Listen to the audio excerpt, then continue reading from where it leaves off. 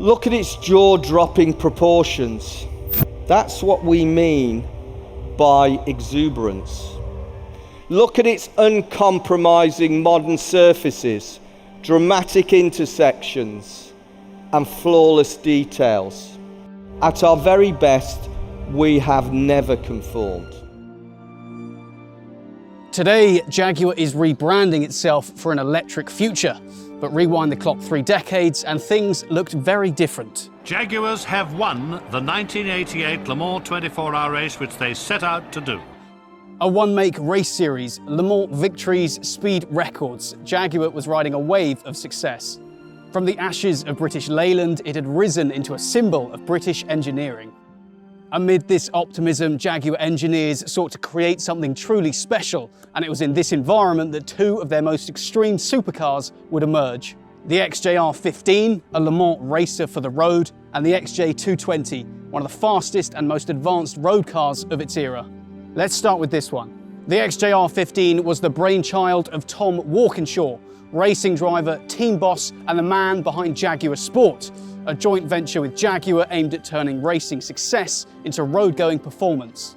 Walkinshaw had delivered multiple championships and Le Mans wins for Jaguar by 1988 and 1990, and it was the unveiling of the XJ220 concept at the Birmingham Motor Show that prompted him to create something even more extreme. His plan was simple. The new supercar would literally be a road-going version of the XJR-9, the race car that secured Jaguar their 1988 Le Mans victory. He enlisted designer Peter Stevens, later of McLaren F1 fame, to style the car, and Jaguar's Tony Southgate to adapt the mechanicals. The project was so secretive that almost nobody at Jaguar actually knew it was happening. Walkinshaw kept it under the radar to avoid corporate interference, and you can hardly blame him. This isn't the kind of car you present to a committee.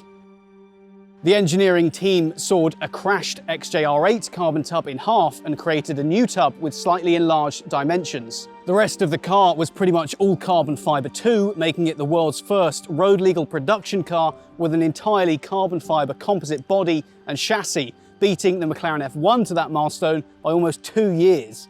It was powered by a naturally aspirated 6-litre V12, which in road car spec produced 450 horsepower and weighed a little over 1,000 kilos.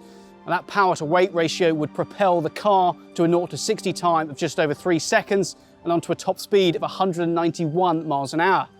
Oh, and it sounds pretty good too.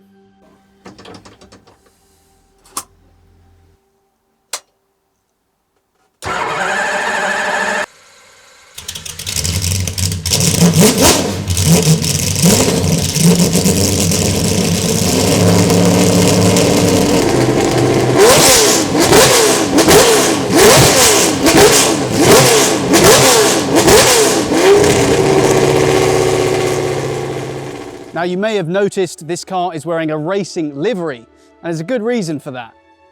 You see, when Jaguar found out about the XJR-15, they weren't exactly jumping for joy. While all this was going on, they had decided they were going to produce a production version of the XJ220, and a rival supercar from JaguarSport wasn't exactly good for business. Walkinshaw sought to appease Jaguar by reassuring them that the XJR-15 was an extremely limited run car with its own one-make racing series, and that it wouldn't cannibalise the XJ220 market. And it was in this one-make race series, the Jaguar Intercontinental Challenge, that chassis 48 would be let loose. Now this is where it gets really special. The format was inspired by the BMW M1 Pro Car series of 1979, pitting star drivers in identical cars as a support act to Formula One. In Jaguar's case, 3 rounds were scheduled at Monaco, Silverstone and Spa, and 16 race-spec XJR-15s completed the grid. Should be an absolutely terrific new race at Monaco. And straight into the lead goes Armin Hahn, the German, ahead of Derek Warwick, who was in pole position. At Silverstone, this car was raced by one Manuel Fangio II, nephew of F1 world champion Fangio, and he won the race. His prize? Clout, obviously, but also this, a brand new Jaguar XJR-S, which remains alongside chassis 48. It's covered just 600 miles and is the only pairing left, as the Monaco winning XJR-15 no longer has its other half. But behind the scenes and away from the racetrack, Jaguar was still working on its official crown jewel, the XJ220. The reaction to the concept at the Birmingham Motor Show was electric, overshadowing even Ferrari's display of their then new F40.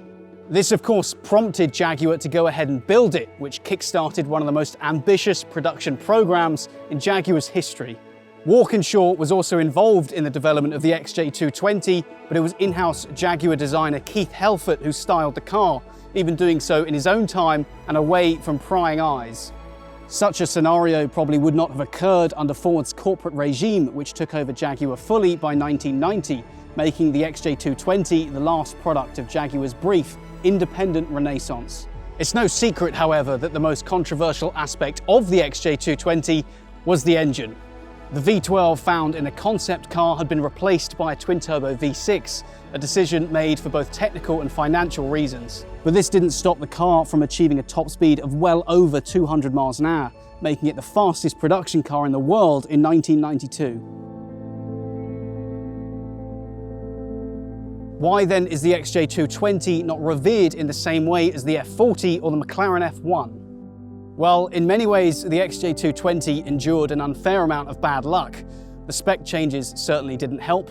It was controversially disqualified from its 1993 class win at Le Mans for not running catalytic converters, and it was released during a global economic recession. However, the XJ220 is now getting its time in the sun, and people are viewing the car for what it is and not what it might have been.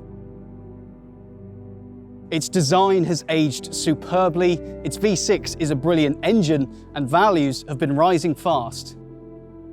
It deserves its place among hypercar royalty, and the market is starting to realise that. In 2022, a low mileage example sold through RM Sotheby's for $687,000. Still a long way off F40 or F1 values, but considering the now cult classic status of this car, those trends look set to continue. The reality is that both of these cars hold a special place in the hearts of those who appreciate the audacity of their creation. They are the product of an unrepeatable moment in time, and we're lucky they exist at all.